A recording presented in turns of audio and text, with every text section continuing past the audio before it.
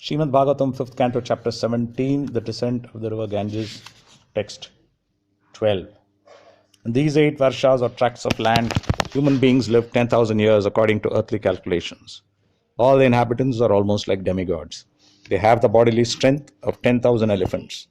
Indeed, their bodies are as sturdy as thunderbolts. The youthful duration of their lives is very pleasing, and both men and women enjoy sexual union with great pleasure for a long time. After years of sensual pleasure, when a balance of 1 year of life remains, the wife conceives a child. Thus, the standard of pleasure for the residents of these heavenly regions is exactly like that of the human beings who lived during Treta Yuga. So, there is a lot we learn in this verse. So, here we are learning about those 8 higher planetary systems in the solar system, where the residents are almost like demigods and they live 10,000 years. Yeah, solar system. So, this 10,000 years lifetime was there in Treta Yuga, the Yuga after Satya Yuga. So, this is like that. And then they are as strong as 10,000 elephants. In Treta Yuga, people used to be very, very tall, maybe 80 feet, 100 feet, something like that.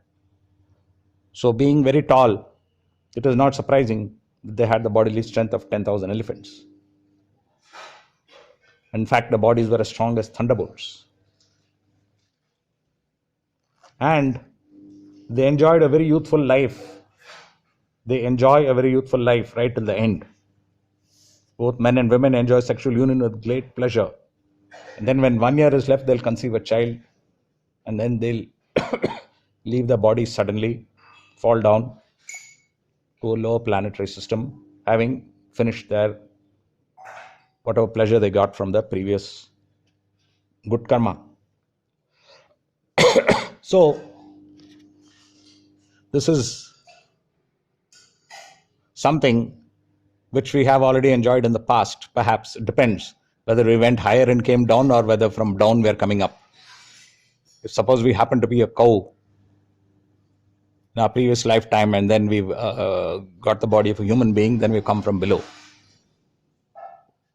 But if we actually went up to higher planetary systems and then came down to this earthly planet, then it means we have enjoyed such pleasures.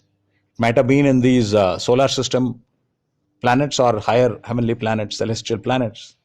But in the solar system planets itself, the life is so long, and see what kind of pleasure they experience. But then that gets finished and you come down again. So, we are now here in Kali Yuga, and Srila Prabhupada says the stringent material miseries really began from the advent of Kali Yuga. So, Kali Yuga is a time for material miseries, and we were given ample opportunities in the previous yugas. In Satya Yuga, we had 100,000 years of life to go back home back to Godhead. In Treta Yuga, we had 10,000 years of life to go back home back to Godhead. In Dwapara Yuga, we had 1,000 years of life to go back home back to Godhead. Instead, most probably what we were all doing is just enjoying sense gratification. In Treta Yuga, we must have enjoyed like this all the time. So, because we did not make it back home back to Godhead, we've come down to Kali Yuga. So, enough already.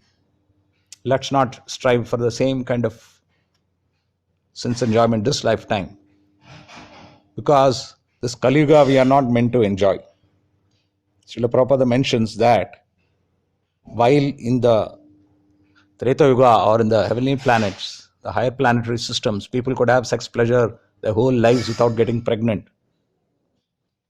We are in a degraded form. Let us understand, we are human beings in Kali Yuga. We have a degraded body. It is not the same as the body of previous yugas or of higher planetary systems. Our body is degraded so that immediately after sex pleasure, you have pregnancy and you've got to take care of all that. So, this is the way our bodies are built. We should not, we may try to bypass this and try to, Ardha Kukiti Nyaya. That means to try to get only the pleasure and avoid the pain. For those who don't know what is Ardha Kukiti Nyaya, Ardha means half, Kukiti means hen, Nyaya means our way of thinking, rule, law. So Ardha Kukiti Nyaya means we enjoy the backside of the hen, which is giving us the benefit of eggs. This is of course meant for non-vegetarian people. But then we don't enjoy feeding the hen and looking after it. So we would prefer to have only the back half. So half. So Ardha Kukiti Nyaya. So like that, in everything we are trying to get only the benefits, and we are the automatic suffering which comes after the benefit, we don't want that. Or the suffering which is entailed to get the benefit, we don't want that. So if we want sex pleasure, we have to be immediately prepared for pregnancy. And then look after the child, bring it up, and so on. And every time you have, get one more child, one more child, one more child. Similarly, if you want any kind of result, you have to work hard for it. Without working hard, you don't get any result. You work hard, and you get a result. So we have to decide what is the way we want to live. Are we going to do things in order to get a fruit or not? If we decide that we're going to do things to get a fruit, then we have to work very hard to get that fruit. And after we enjoy the fruit, we are going to suffer the results of having that fruit. This is inevitable. The other way is not to work hard for fruit. We work only as a duty, as Krishna says that you got to do as your duty. Brahmana duties, yajana, yajana, patana, patana, pratigraha, dana. To teach, to perform sacrifices, to perform sacrifices for yourself and then for others, to learn and to teach, to accept donations and to give donations. This is what a Brahmana has to do. A Kshatriya has to protect people and expand his kingdom. A Vaishya has to work hard in his business and in co-production and in agriculture. As a Shudra, you work for others. So this is the kind of work you have to do in order to get the fruits. So we should work according to our nature, do one of these jobs, but not for the fruitive results, as Krishna said. We have to do it as our duty. But beyond doing it as a duty, we have to do it for the pleasure of Krishna. Everything we do, we should do for the pleasure of Krishna. That is the secret of everything. That is the secret of happiness. Whatever you do it for the pleasure of Krishna, and then you will be able to enjoy it, and you will be able to be happy. If you do it just to compete with others or to get a fruit, there is misery in store. So this secret is so simple, and if everyone just follows this, life will be very simple. Life will be joyful. So all those things which we are striving for, we need not strive for it anymore, in the sense that we don't strive in a fruitive way and then get disappointed, I'm not getting the fruit. Or we get the fruit and we become greedy and we want more. Instead, we should do things according to our nature. Again and again I say that parents, when they put their children to study in college, please let them select a subject according to their nature. Don't force them to do engineering and medicine according to your desire, career, what is good for a career. Instead, according to their nature, let them study something. And if you do things which you like, then you will do it very well and you'll be happy. So let the children do what they like. Let them do the kind of studies which they like, and let them do the kind of work which they like, and then they will be happy.